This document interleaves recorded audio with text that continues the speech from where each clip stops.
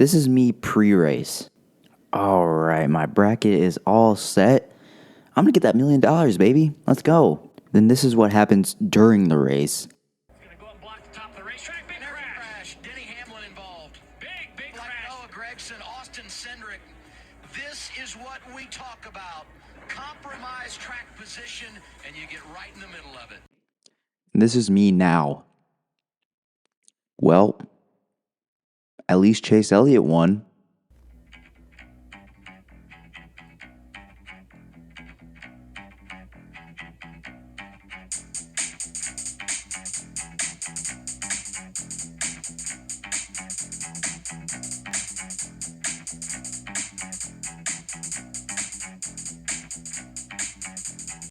How's it going, everybody? Welcome back to Talking NASCAR.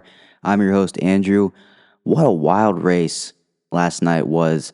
Atlanta Motor Speedway, Echo Park Speedway, the newly renamed Atlanta Motor Speedway, now Echo Park Speedway. It was a great race. A lot of chaos with that humongous crash.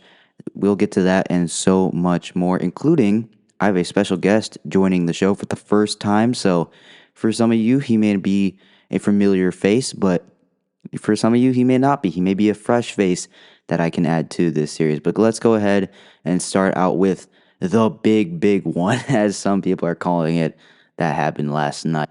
So this is lap 69. This is early in stage 2, and you have a pretty big run coming for the outside lane with Denny Hamlin, John Nemechek included in that line. But Denny Hamlin gets a little aggressive heading into turn 3 with John Nemechek, gives him a slight bump, sends them both in the outside wall. That sends Denny Hamlin, down across the track, collects a bunch of other cars, and it sparks the big one with 26 cars involved, over half the field involved with some kind of damage. Only the front couple of cars were able to escape that unscathed, and that is just crazy. I think of the 2022 Daytona summer race where rain caused the majority, practically the whole field to wreck, with Austin Dillon being the sole survivor of that wreck.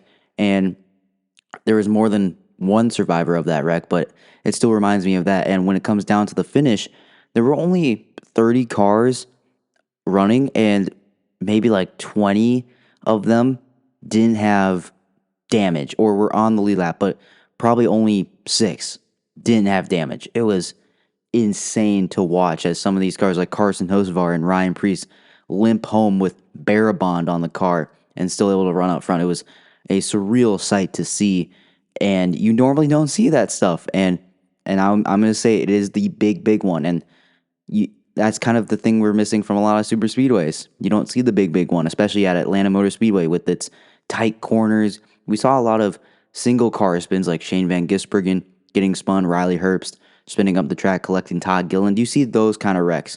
You don't see the big one with half the field involved at Atlanta Motor Speedway, or Echo Park Speedway, excuse me. Sorry, I'm going to keep messing that up for a long time. But you don't see that with Atlanta now, new Atlanta. You don't see that, the big crashes. Frankly, you didn't see that at old Atlanta with the old worn out surface. You only see a couple cars spin out in single car spins. But now we finally get to see our really big crash of new Atlanta. All right, I think we covered it all that when it comes to that big crash. So let's go ahead and head to the finish. Chase Elliot collects his first win of the season, breaks the year-plus winless streak going all the way back to Texas in the spring of 2024. It was really cool to see Chase Elliott winning, of course, in front of his hometown fan base. A lot of Elliott fans. Chase Elliott, obviously from Dawsonville, Georgia, a couple hours away from where Echo Park Speedway is now, but still a lot of people were there, and we actually got to see some emotion from Chase Elliott.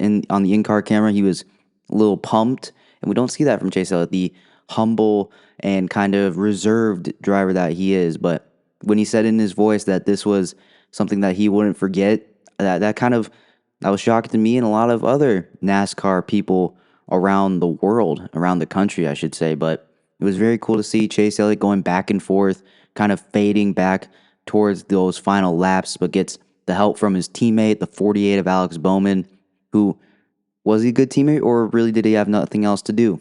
I lean towards the latter option, but still, Chase Elliott gets a bump from his teammate Alex Bowman. That propels him back up into the conversation, and it all fell perfectly for those two teams. Bowman ends up with a third place finish. Chase Elliott battles back and forth with Brad Keselowski.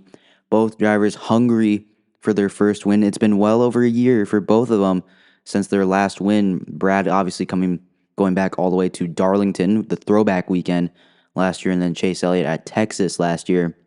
But we obviously see Chase Elliott pull out the win, them going back and forth, lunging it up the inside of each of them.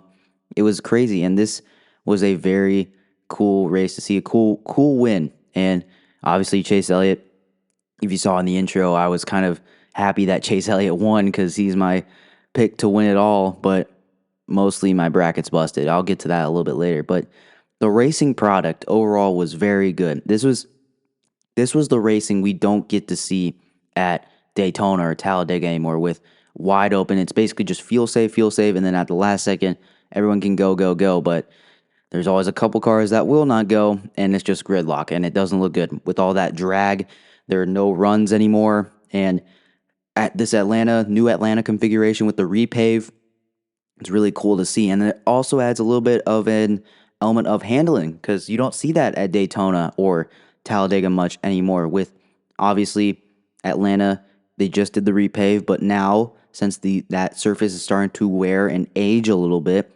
it gets a little more dicey into the corner. It's starting to turn into that old Atlanta surface. Hopefully it never gets to that old Atlanta surface because honestly, I would hate to be running 180 miles an hour in those turns with that track surface. No, that would not be a good idea.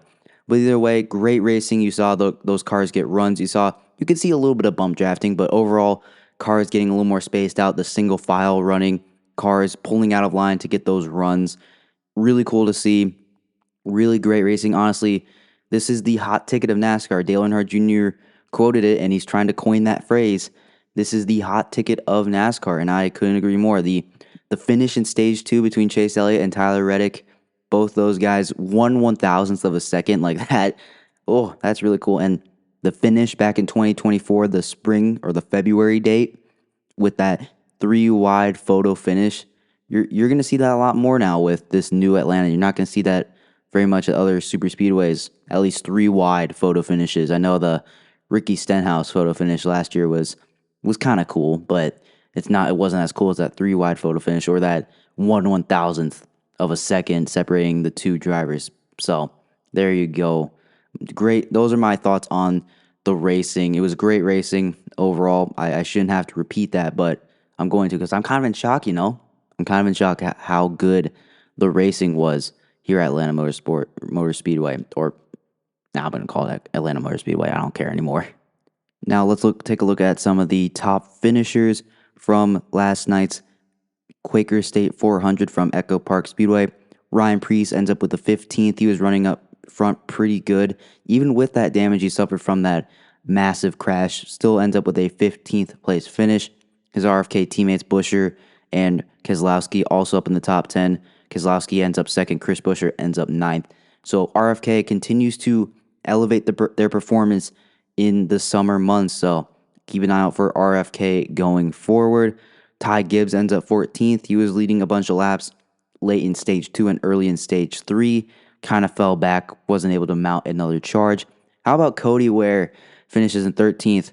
Rick Ware Racing gets purchased.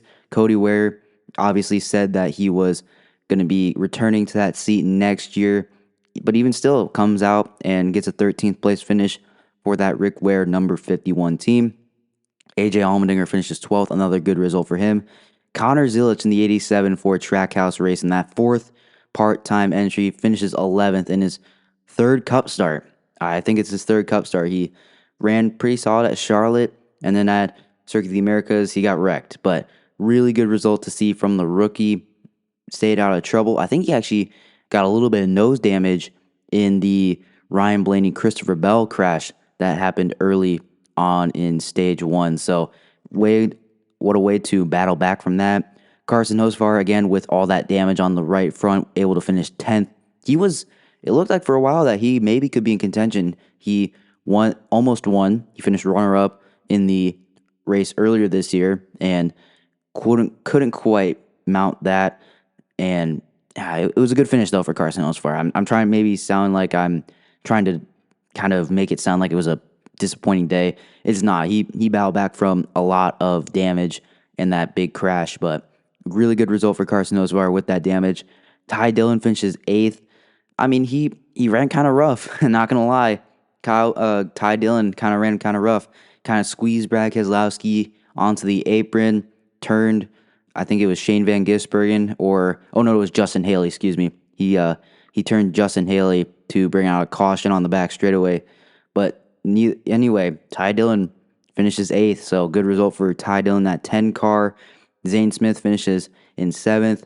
He was running up front, looked like he maybe was going to be a major contender late in the race. It looked like he could have hold that lead, just couldn't quite hold it. So ends up P7. So very good result for Zane Smith. Ricky Stenhouse Jr. finishes 6th, stayed out of trouble, didn't get a run-in with Carson Hocevar this week, and finishes 6th. Very good result for Ricky Stenhouse Jr. in that 47 team. Then we got a pair of Toyotas, Eric Jones in the 43, Tyler Reddick in the 45. Good result from Eric once again. His Legacy Motor Club teammate, John Hunter Nemechek, finishes in P26. Nemechek was running pretty solid most of the night. He actually got the Xfinity Fastest Lap award, so he gets an extra bonus point. So Legacy Motor Club making improvements once again. They're slowly elevating their performance, and we got Daytona coming up in a couple weeks. So watch out for Eric Jones and Legacy Motor Club and John Hunter Nemechek as well. And then Tyler Reddick finally has a good finish, bounces back from that rough weekend last weekend in Pocono. His teammate Bubba Wallace had a lot of damage, finishes P22. Still kind of impressive though, despite all that damage he took twice. He was involved in 2 incidents and he took quite a lot of damage, but Bubba is still able to finish 22nd. Pretty solid result for 2311 Racing with Tyler Reddick leading the way. Their teammate Riley Herbst was involved in an accident, just got loose coming off of turn 4, collected Todd Gilliland. Tough result for Riley. He was leading some laps up front, so kind of cool to see 2311 Racing kind of represented up front a little bit. Alex Bowman finishes 3rd. Again, pushed his teammate Chase Elliot to the lead. He could have easily, once again, just pulled out a line, tried to get all he could, but he was a team player, and he pulled Brad Keselowski back, which prevented Brad from mounting a charge. So it's really cool to see that Alex Bowman was able to do that. Brad Keselowski finishes 2nd. Really, really tough break for Brad. Still finishes 2nd, but man, you got to feel bad for Brad at this point. He's been so close. He's had so much good speed. Kansas had really good speed. Wrecks into turn 1 here in Atlanta. Really tough result. Pocono last week, coming down pit road when it was closed, and then running along, and then catches that caution. Man, you got to feel that for that RFK team. They're so close every single week, and I've been saying it. Just tough luck. Their time will come soon. And then Chase Elliott finishes in 1st place. And with that 1st place finish, he jumps up to 2nd in the regular season point standings over his teammate Kyle Larson. So it's Hendrick 1, 2, 3 with Byron, Elliott, and Larson.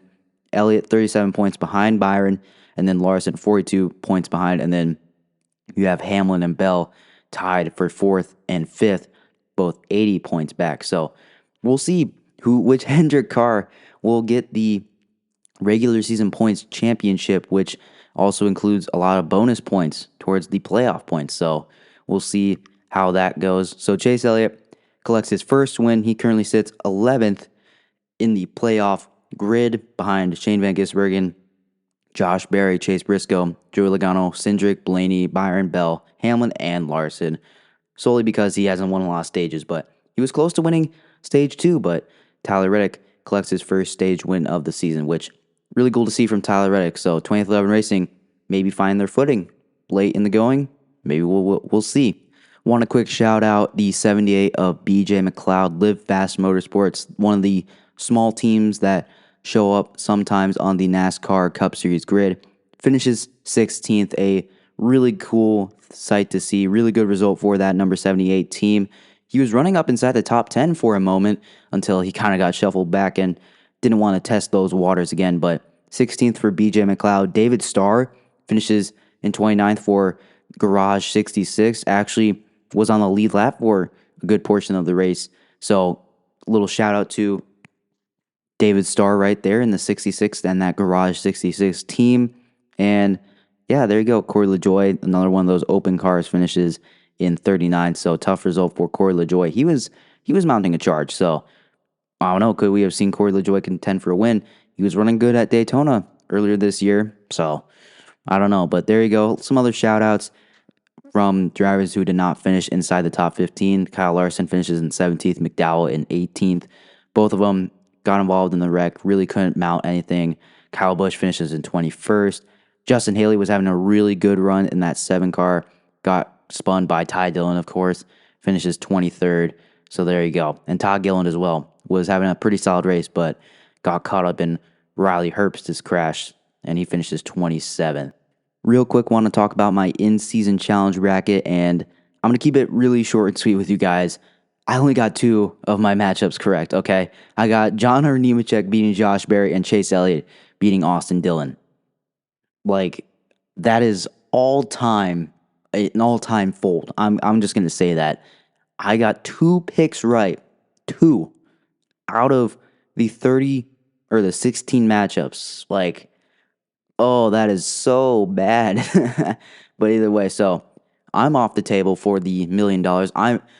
I am honestly going to be shocked if there is someone who has the perfect bracket and wins that $1 million.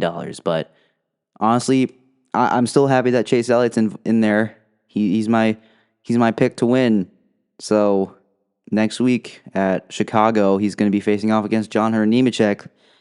Like that shouldn't be too hard. Like then he'll either face Eric Jones or Ricky Stenhouse Jr. at Sonoma, and then at Dover he could either face Bowman, Wallace, or Keselowski or Ty Dillon. Like realistically, Chase Elliott should be able to get there from here, but man, wow, that my bracket is fully cooked after that. So there you go. There's my update on my bracket. Let me know in the comments if you filled out a bracket and how your bracket looks after round 1 at Echo Park Speedway or Atlanta Motor Speedway, whatever you want to call it. But now it's time to bring on our first guest in this show's history. Some of you guys might be familiar with him, and others may not be very familiar with him, but he's a guy I know very personally. He's not the biggest NASCAR fan in the world, but I was able to drag him into last night's race and stick around for most of the coverage. So I'm going to go ahead and bring him in. And I am now joined by my fellow Talking Sports host, Miles Schild. Miles, thank you so much for being on the show today. Of course, glad to be here. All right, so Miles, I want to know what you thought of last night's race. Well, I saw my first real huge crash. I don't watch NASCAR a lot, but that game had an absolutely huge crash. It took out, I'd say, a good third of the competitors. And, that really made it interesting. And I enjoy the crashes, and that's probably not the best thing to say, but I do. It makes the game interesting. All right, well, that's great to hear. What do you think of Chase Elliott being the winner of the first NASCAR race you got to watch? Well, Chase Elliott is obviously one of the more popular NASCAR races. I don't know many names in NASCAR, but I do know him.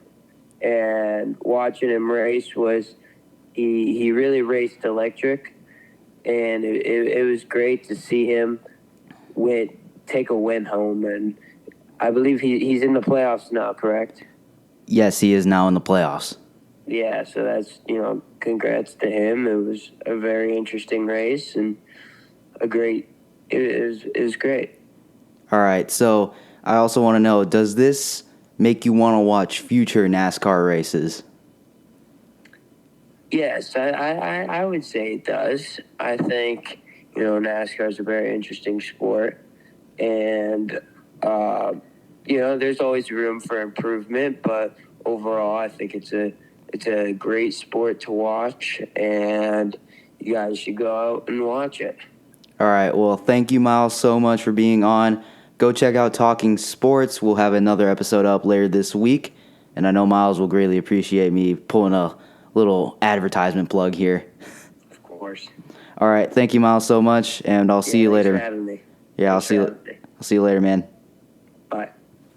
So there you go. You have a casual fan, a first-time fan, and Miles Shield coming on the show. Again, I want to say here, greatly appreciate Miles taking some time out of his schedule to talk on this show. I know he's not a big NASCAR fan, but I'm hoping that this interview will, and that race last night will get him on to some more NASCAR races. I'm definitely not going to have to show him, though, any short tracks because the short track package for the next gen car is not great. So I'm going to be sure to wait to show him a Martinsville race, if you know what I mean. But anyway, let's move on now. It is time for me to do my Talking NASCAR with Andrew Volkman race rating. So, Atlanta. I thought the racing was very good. The TNT broadcast seemed pretty good. I like that in the racing product. I want to get back to the racing here. You could see cars lunging it up the inside. The handling played a factor.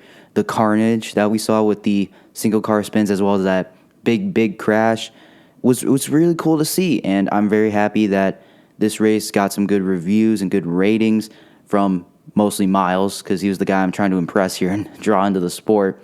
But overall, great racing. The most deserving winner, I feel like, at least on a super speedway, got the win. Chase Elliot, now that makes 6 races won for Hendrick Motorsports. Sorry, got to check that. 4 now. William Byron's got 2. Chase Elliott's got 2. So I'm sorry about that. A little fact slipped my mind there. But really good racing. Really good comers and goers. This is kind of the super speedway racing that we want to see. The comers and goers, the single file runs, the cars pulling out of line. It just sucks now that at tracks like Daytona or Talladega, the drag on these cars are so crazy that you just can't go anywhere. You have to have that pusher behind you and have it at the right time, and you really can't push in the corners, which is a big element that they need to have. You need to be pushing at all times. In Atlanta, you didn't see that very much, but with its tight corners and its shorter straightaways and the dog-legged front straightaway, I think it was a very cool race, really cool track. Again, Dale Jr. said it is the hottest ticket in NASCAR, and I'm wishing that I can maybe head down to Atlanta for a race there in the near future. But I'm going to give this race what do I give it here? It's close to a 100. I think that all the carnage with the red flags and stuff and kind of the aggression, kind of throwing things out the window, does knock it down a tiny bit here. So I'm going to go with the 90% as my Talking NASCAR with Andrew Volkman race rating for Echo Park Speedway's Quaker State 400. I want to also know, was it just me or is TNT's broadcast? It was good. You had Adam Alexander, Dale Jr., Steve Letarte, all the guys we got used to in the booth on Prime Video. You had Marty Snyder, Danielle Trotta on pit road. So, and a couple other guys, Corey LaJoy, his interview was actually kind of funny. Him going into broadcaster mode was kind of funny. Was it just me, or did it seem like that the audio, the mixing was kind of out of whack? Like the cars didn't sound great. Like they picked up the fan audio pretty good. Like the PA system early on was pretty solid, and you heard a little bit of fan audio. Like, was it kind of a little iffy at times? I thought it was a little iffy, but I definitely don't think it's as good as NBC's sound mixing. Is it better? I think it might be a little bit better than Fox's, because Fox's are pretty abominable, but at least they get the tune of the next gen car's engine right, and they get some of the sound through. I don't know. I don't know what to rate TNT's. Excuse me. I kind of had a mind melt down there for a second. The TNT broadcast. First time TNT's been covering a NASCAR Cup Series race since, 2014. Wow. I was 4 when that happened. So there you go. But anyways, that's going to do it for me. Let me know what you would think down in the comments below. What would you rate today or yesterday's yesterday's Quaker State 400 from Echo Park Speedway. It's Atlanta Motor Speedway, I know. What would you rate yesterday's race? Let me know what did you think about Chase Elliot get the win. Again, thank you to Miles for coming on the show and giving his opinions. I greatly appreciate them. And I'll see you in the next episode, everybody. See you later.